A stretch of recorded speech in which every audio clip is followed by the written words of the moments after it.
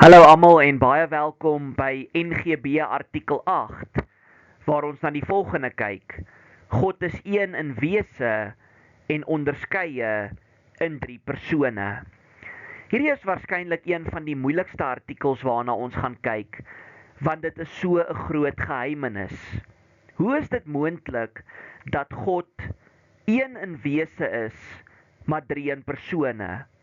Of anders gestel, hoe kan dit waar wees dat daar net een God is, maar in hierdie Godheid is daar 3 persone?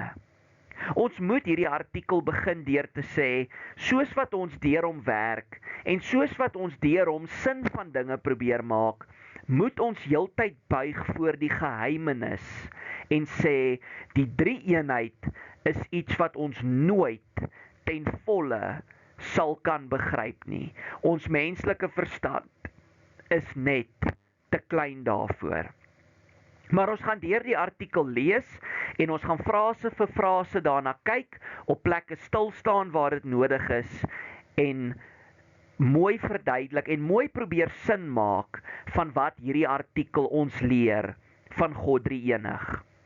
Nou dit is belangrik om te noem dat die woord drie-eenheid nêrens in die Bybel na vore kom nie, maar die konsep is baie duidelik in die skrif en ons gaan dit raak sien. Kom ons kyk wat bely ons.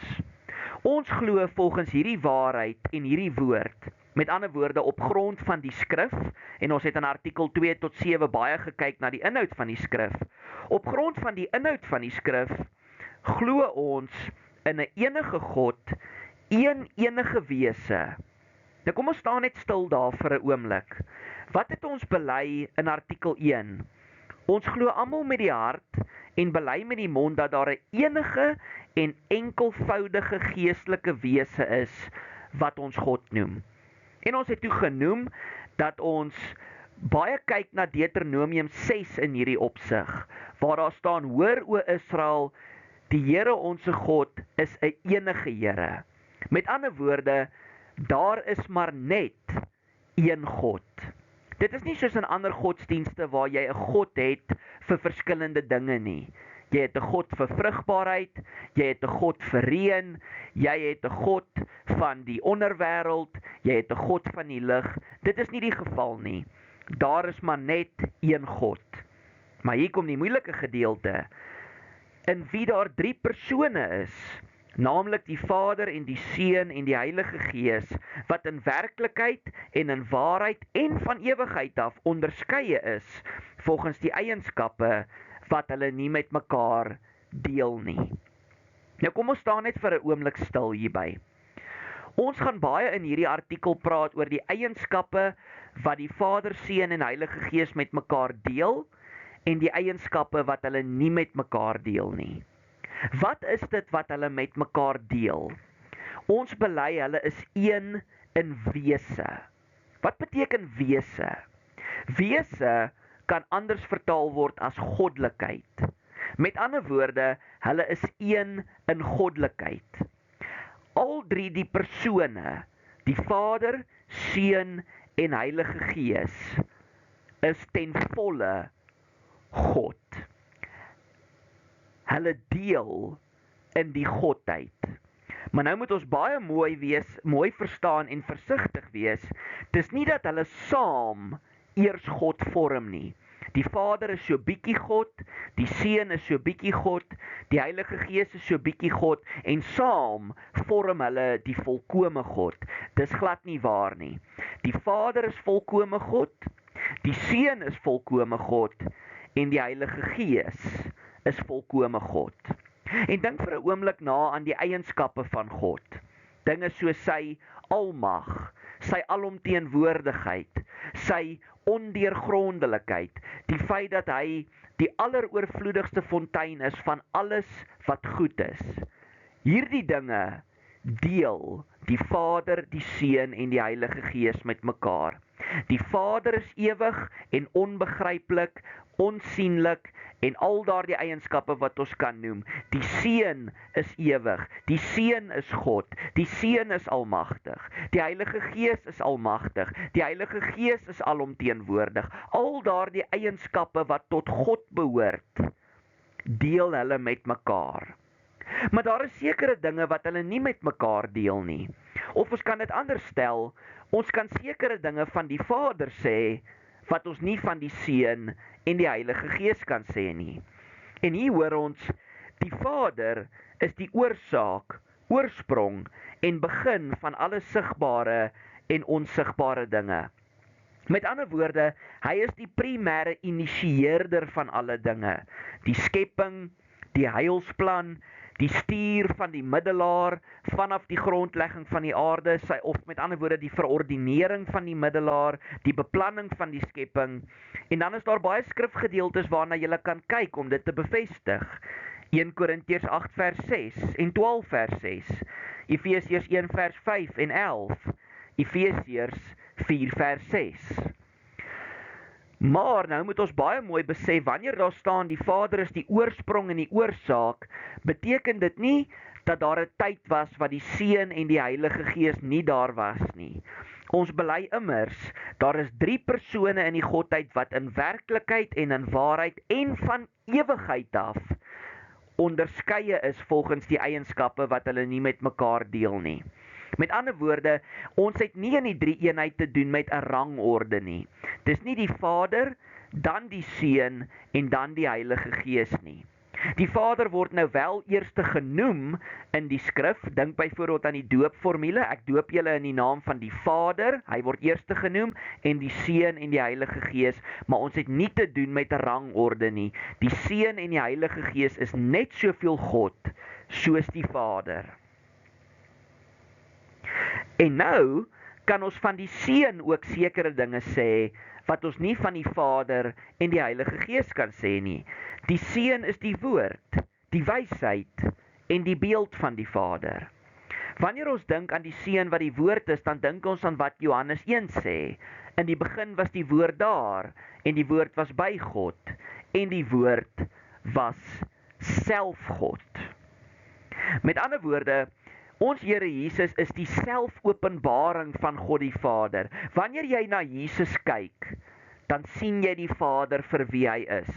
En dis ook wat bedoel word wanneer ons sê hy is die beeld van die Vader. Wanneer jy na hom kyk, dan sien jy die Vader vir wie hy is. En dan natuurlik is hy die ewige wysheid van die Vader. Net so kan ons sekere dinge van die Heilige Gees sê, wat ons nou weer nie van die Vader en van die Seun kan sê nie. Die Heilige Gees is die ewige krag en mag wat van die Vader en die Seun uitgaan. Hy is die een wat lewend maak. Hy is die brugbouer. Hy is die een wat van die Vader en die Seun uitgaan. Maar wanneer ons sê dat hy van die Vader en die Seun uitgaan, moet ons byvoeg, hy gaan ewig van die Vader en die Seun uit, want hy is sedert ewigheid ook daar. Maar ons moet versigtig wees met die woorde ewige krag en mag. Dit beteken nie dat hy een of ander onpersoonlike krag is nie. Nee, hy is 'n persoon.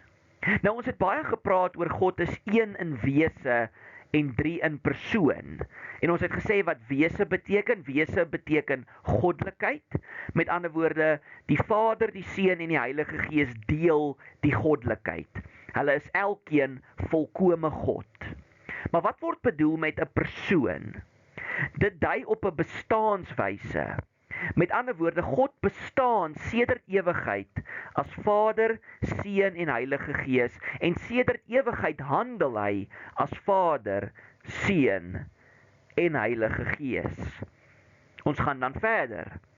Nogtans volg uit hierdie onderskeiding nie dat God in 3 gedeel is nie, aangesien die Heilige Skrif ons leer dat die Vader en die Seun en die Heilige Gees elkeen sy eie selfstandigheid het, deur sy eienskappe op so 'n wyse onderskei dat hierdie persone slegs een enige God is. Nou hier moet ons weer versigtig wees met die woordjie selfstandigheid. Dit beteken nie dat hulle onafhanklik van mekaar is nie. Want as hulle onafhanklik van mekaar is, dan het ons 3 gode.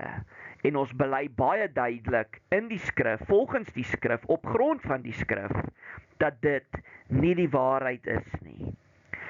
Ons sê gereeld, Hulle kan van mekaar onderskei word. Met ander woorde, jy kan iets van die Vader sê wat nie van die Seun en die Gees gesê word nie, iets van die Seun wat nie van die Vader en die Gees gesê word nie, ensovoorts. Hulle kan van mekaar onderskei word, maar hulle kan nooit van mekaar geskei word nie. Ons bely dan verder. Dit is dus duidelik dat die Vader nie die Seun en die Seun nie die Vader is nie, eweweens dat die Heilige Gees nie die Vader en ook nie die Seun is nie. Met ander woorde, die Vader het 'n bestaanswyse, kom ons stel dit anders. Die Vader sal nooit die Seun wees nie. Die Seun sal nooit die Vader wees nie. Die Vader sal nooit die Heilige Gees wees nie, ensovoorts. En ons gaan nou binnekort kyk hoe Guido de Bref verder hierop uitbrei. Nogtans is hierdie persone wat so onderskeie is, nie gedeel nie en ook nie onderling vermeng nie. Wanneer hy sê dat hulle nie gedeel is nie, dan bedoel hy dat ons hulle van mekaar kan onderskei. Wanneer hy sê dat hulle nie onderling vermeng is nie, dan is dit baie duidelik dat hulle van mekaar ook onderskei kan word. Daar was 'n vroeë dwaalleer in die kerk, bekend as modalisme, wat sê dat God het basies 3 verskillende maskers. Partykeer het hy die masker van die Vader op, partykeer het hy die masker van die Seun op, partykeer het hy die masker van die Heilige Gees op. Maar ons bely dat dit nie die waarheid is nie. Die Vader is 'n persoon, die Seun is 'n persoon en die Heilige Gees is 'n persoon. En tog is hulle een God. En nou gaan bely ons verder. Van die Vader en die Heilige Gees het nie vlees aangeneem nie, maar slegs die Seun. Die Vader was nooit sonder sy Seun of sy Heilige Gees nie, want al 3 is van gelyke ewigheid in een en dieselfde wese. Ons kom weer terug na daai idee toe, hulle deel die goddelikheid. Al 3 is volkome God, maar hulle kan van mekaar onderskei word. Die Seun is die een wat gekruisig is, nie die Vader en die Heilige Gees nie. Die Seun gaan van die Vader uit. Of nee, die Seun is van ewigheid af uit die Vader gebore. Die Heilige Gees gaan van die Vader en die Seun uit. Die Heilige Gees is die een wat uitgestort is, nie die Vader of die Seun nie. Maar daar is nie 'n eerste of 'n laaste nie. Met ander woorde, die een is nie belangriker as die ander ene nie. Hulle is een in waarheid, mag, goedheid en barmhartigheid. En dalk is hierdie skets op die bord die maklikste manier om dit te onthou. Die Vader is nie die Seun nie, want die Vader is 'n persoon op sy eie. Die Seun is nie die Vader nie, want hy is 'n persoon op sy eie, ensovoorts. Maar die Vader is God, die Seun is God en die Heilige Gees is God. So daardie 3 strepe wat na die middel toe gaan, dui op dit wat hulle met mekaar deel. Hulle is een in wese, hulle is een in goddelikheid, hulle deel die goddelikheid. Maar daardie pyltjies wat tussen hulle is, dui op wat hulle nie met mekaar deel nie. Met ander woorde, die Vader is nie die Seun nie. Die Vader het nie vir die sondes gesterf nie. Die Seun is nie die Heilige Gees nie, want die Seun is nie uitgestort nie. Die Vader is nie die Heilige Gees nie, want die Vader is nie uitgestort nie. En as jy na die einde van hierdie alles nog steeds deur mekaar voel, onthou net hierdie woorde.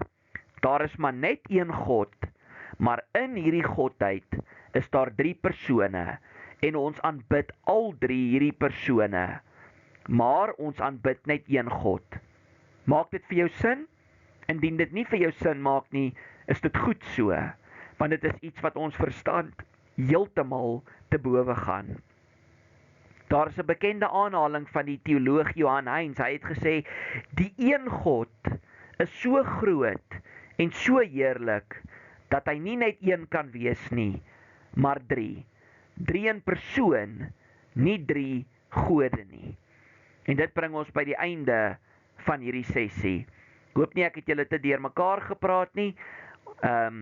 Daar is ons kyk volgende keer na die skrifgetuienis oor die leer van die drie-eenheid, want die skrif leer baie duidelik dat dit wat artikel 8 sê, die waarheid is.